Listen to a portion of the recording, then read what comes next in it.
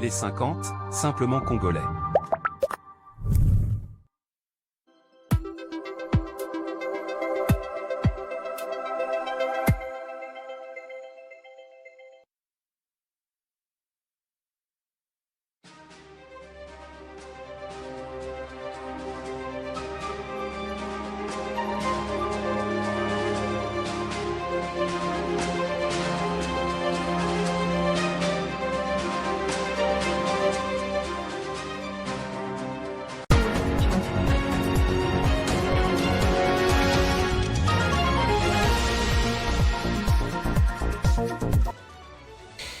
Trois principaux titres pour ces journaux. Le 25e sommet ordinaire des chefs d'État de l'EAC s'ouvre ce samedi à Arusha en Tanzanie. Les dirigeants de 8 pays membres se réunissent pour évaluer les progrès des programmes régionaux, discuter des réformes institutionnelles et adopter des mesures pour renforcer l'intégration économique et la coopération régionale. Une tentative d'évasion a été déjouée hier vendredi à la prison centrale de Bandundu au Kwilu. Les détenus auraient incendié les dépôts de vivres et la cuisine et vandalisé en même temps les portes de leur pavillon. 371 détenus, dont 5 femmes et 10 mineurs, seraient privés de nourriture et de soins de santé adéquats. Le président de l'Assemblée provinciale de la Chopo est convoqué à Kinshasa par le vice-premier ministre de l'Intérieur pour une séance de travail.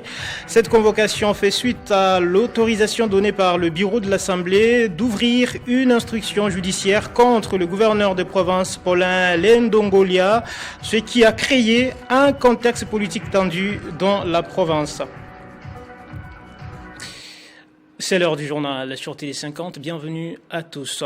Le 25e sommet ordinaire des chefs d'État de la communauté d'Afrique de l'Est EAC s'ouvre ce samedi à Arusha en Tanzanie. Il est placé sous le thème « Approfondir l'intégration pour améliorer les moyens de subsistance des citoyens de l'EAC ». Les dirigeants des 8 pays membres se réunissent pour évaluer les progrès des programmes régionaux, discuter des réformes institutionnelles et adopter des mesures pour renforcer l'intégration économique et la coopération régionale. Le sommet se déroule dans un contexte de tensions sécuritaires persistantes dans l'est de la République démocratique du Congo et des défis économiques régionaux. Il vise à renforcer la coopération régionale et à trouver des solutions aux défis communs auxquels sont confrontés les pays membres de l'EAC. La crise sécuritaire en RDC est l'un des principaux points à l'ordre du jour. Les dirigeants discutent des moyens de renforcer la coopération régionale pour résoudre le conflit dans l'est du pays. À cette rencontre, la communauté d'Afrique de l'Est EAC lancera la 7e stratégie de développement de l'EAC visant à accélérer l'intégration régionale et la transformation socio-économique. La 7e stratégie de développement de l'EAC 2026, 2027, 2030 et 2031 est un plan ambitieux qui vise à accélérer l'intégration régionale et à améliorer les conditions de vie des citoyens de l'EAC. Elle prévoit des investissements importants dans les infrastructures, l'éducation, la santé et l'agriculture, ainsi que des réformes pour améliorer l'environnement des affaires et promouvoir l'industrialisation. L'EAC procédera également à la nomination d'un nouveau secrétaire général et des juges à la Cour de justice de l'Afrique de l'Est. Les participants au 25e sommet de l'EAC à Arusha incluent des chefs d'État de l'Ouganda, du Burundi, du Kenya, du Soudan du Sud, de la Somalie, ainsi que des représentants de la RDC et du Rwanda et des responsables de l'EAC et de la SADC. D'une actualité à une autre, le vice-premier ministre en charge de l'Intérieur et de la Sécurité, Jacquemain Chabani-Luko, a convoqué en urgence le président de l'Assemblée provinciale de la Chopo, Mathéus Kanga, à Kinshasa. Selon un télégramme daté du vendredi 6 mars courant, le président de l'organe délibérant de la province de la Chopo est invité à se rendre dans la capitale pour prendre part à une séance de travail avec le ministre de l'Intérieur. Cette convocation intervient dans un contexte politique particulier au sein de la province. En effet, le bureau de l'Assemblée provinciale de la Chopo a récemment autorisé les procureurs généraux après la Cour des cassations à ouvrir une instruction judiciaire contre le gouverneur de la province, Paulin Lendongolia. Je l'ai annoncé au sommaire, une tentative d'évasion a été déjouée hier vendredi à la prison centrale de Bandundu au Kwilu. Selon nos sources, les détenus qui n'ont pas reçu de rations alimentaires depuis 3 trimestres auraient incendié les dépôts des vivres et la cuisine et vandalisé même des portes de leur pavillon. En réaction, 371 détenus dont 5 femmes et 10 mineurs seraient privés de nourriture et de soins de santé adéquats. La situation humanitaire à la prison est alarmante et nécessite une intervention urgente des autorités compétentes pour répondre aux besoins fondamentaux des détenus et rétablir l'ordre dans l'établissement pénitentiaire. Les organisations de défense des droits de l'homme appellent à une enquête pour déterminer les responsabilités et prendre des mesures pour prévenir de tels incidents. Dans les cadres du renforcement de la gouvernance dans les secteurs de l'enseignement supérieur et universitaire, la ministre des l'ESU, Marie-Thérèse Sombo, a réuni les présidents des conférences provinciales des chefs d'établissement de l'enseignement supérieur et universitaire. L'objectif était de consolider la dynamique des réformes structurelles engagées au sein du système éducatif universitaire congolais. Lors de cette rencontre d'orientation, la ministre a souligné que la réussite des réformes en cours dépend étroitement de l'implication effective des établissements d'enseignement supérieur et universitaire, particulièrement du bon fonctionnement des conférences provinciales. D'ici constituer une opportunité pour la tutelle et les responsables académiques d'harmoniser leurs actions autour des plusieurs priorités stratégiques.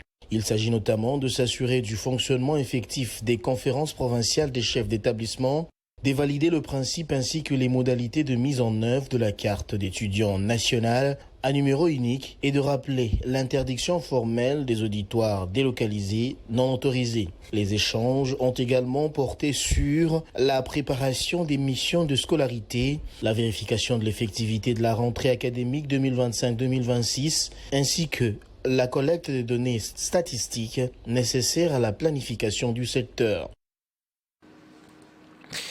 En santé, la revue après action RAA de la riposte contre la maladie à virus Ebola organisée par l'Institut national de santé publique INSP à travers son centre des opérations d'urgence de santé publique s'est clôturée à Chikapa dans la province du Kasaï. Au terme des 4 jours des travaux, cette rencontre stratégique a réuni 149 participants issus des niveaux centraux, provinciaux et zonales impliqués dans la préparation et la réponse aux urgences sanitaires. L'objectif était d'évaluer de manière critique et constructive la gestion de la récente épidémie d'Ebola, d'identifier les forces, les défis et de formuler des recommandations opérationnelles pour renforcer le système national des ripostes.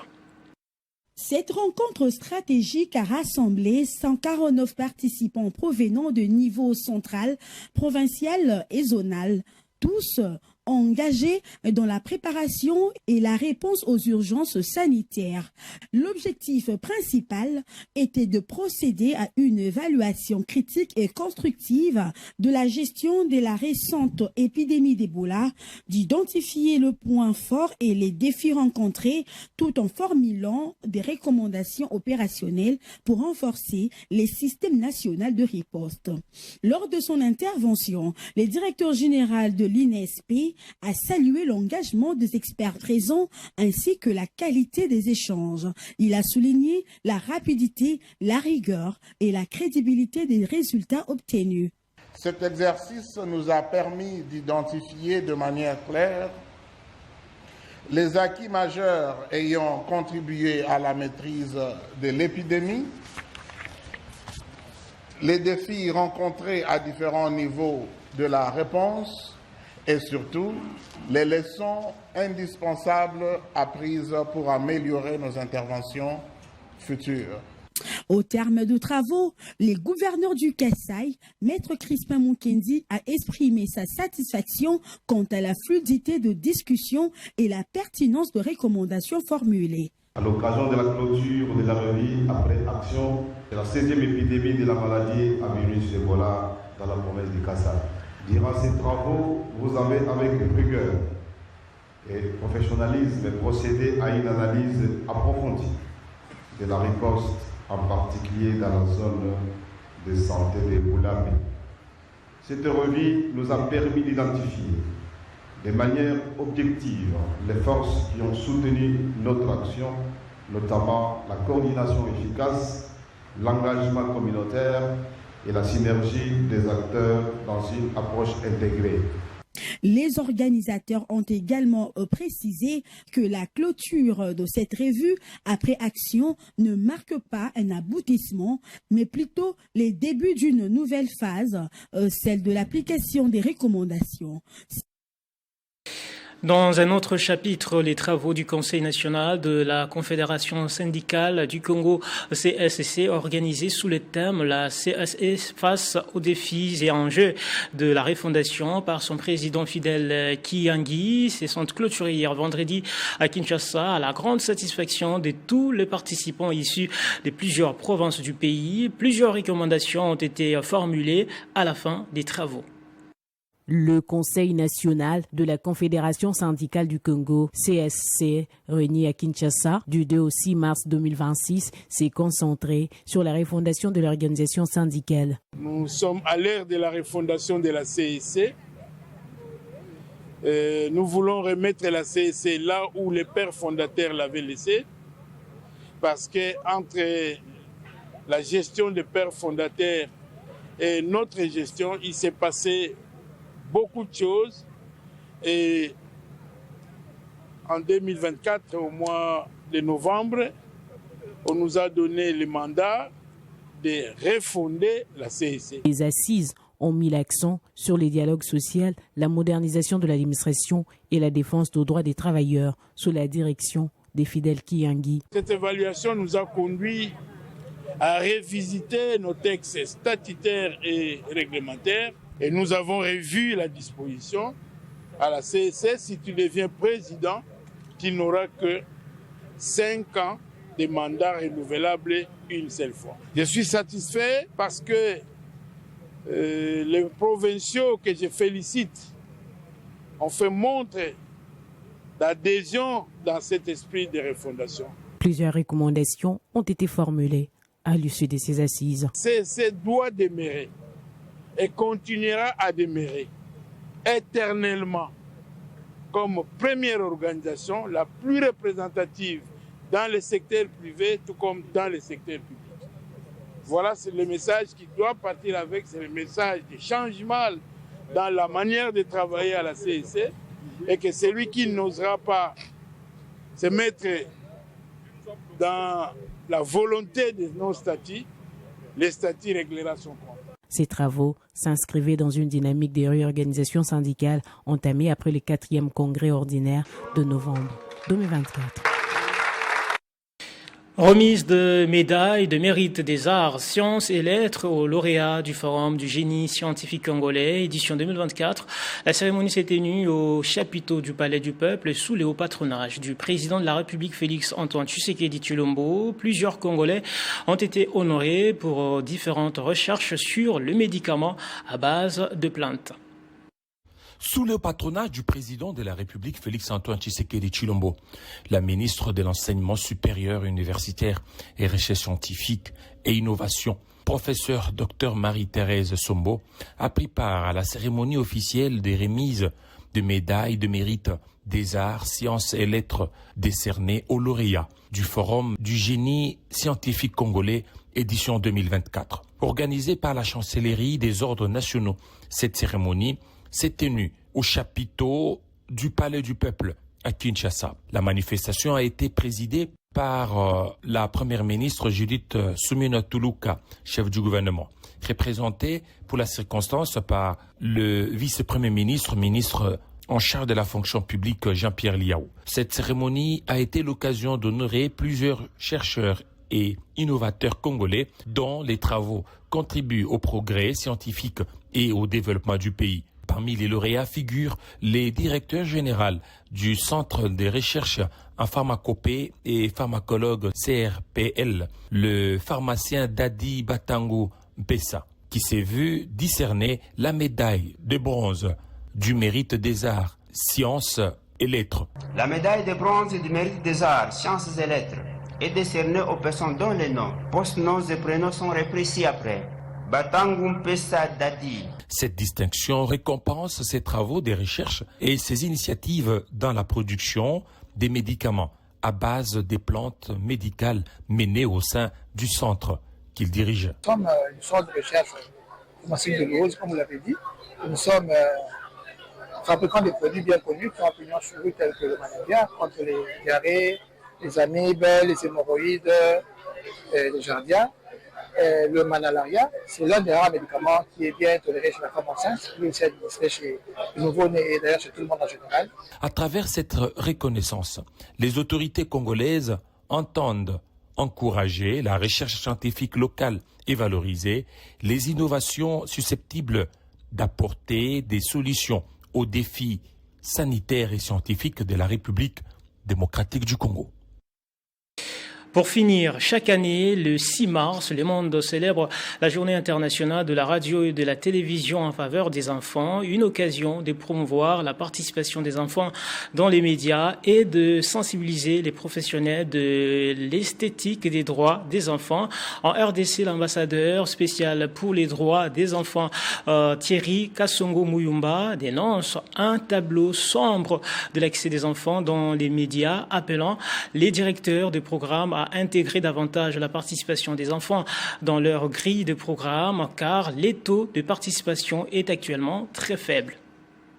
De la radio et la télévision en faveur de l'enfant, à notre qualité d'ambassadeur spécial pour le droit des enfants, mais également master coach du Parlement francophone pour adolescents, nous plaidons pour que le directeur de programme des radios et des télévisions puisse ventiler leur programme afin d'insérer dans leur grille le programme des enfants. La plupart des télévisions n'ont pas prévu les émissions pour enfants. Et s'il y a les émissions, ce sont les émissions présentées par des journalistes et professionnels en faveur de l'enfant. Nous, en notre qualité, nous voulons qu'on puisse respecter la Convention relative aux droits de l'enfant, son article 12, qui parle de l'opinion, de l'expression de l'enfant. L'enfant doit s'exprimer. C'est pourquoi nous voulons qu'on puisse avoir des émissions animées par les enfants pour les enfants. Nous déplorons également qu'aujourd'hui, les télévisions deviennent des télévisions de théâtralisation politisées, des théâtres, des télévisions de sérialisation, beaucoup de séries mais inadaptées à la vie de nos enfants, à la vie des us et coutumes de la République démocratique du Congo. C'est pourquoi nous plaidons pour que le directeur de programme puisse également prévoir quelques programmes où les enfants peuvent accéder dans le milieu médiatique pour participer à la production des émissions, mais également à la production des micro-programmes. Cela va permettre l'interactivité.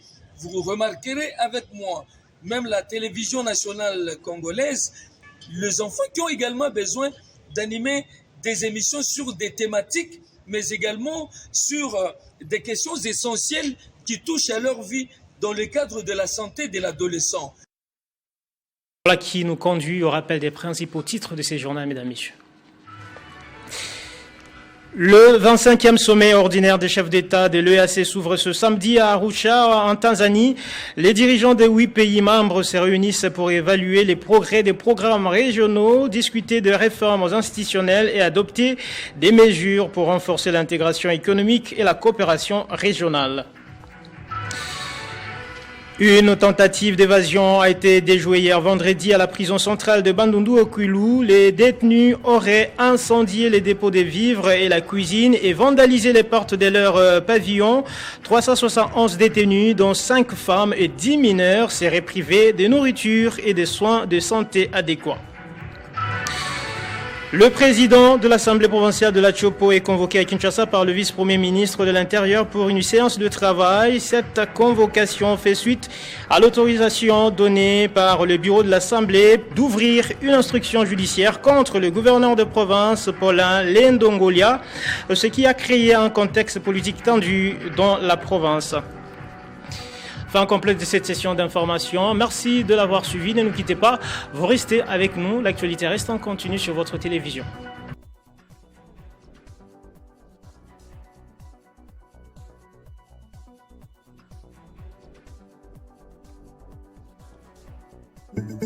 Retrouvez toute l'actualité en continu sur www.tele50.cd.